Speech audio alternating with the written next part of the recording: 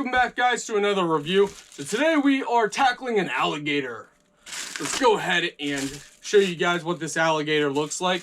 So now this is a hard to chew toy for your animals.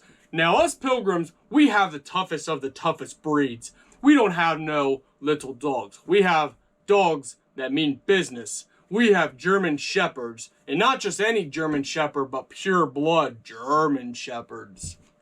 So we need a tough toy that they can handle and they can play with and not have any problems. This will solve the problem. Nice and tough alligator design.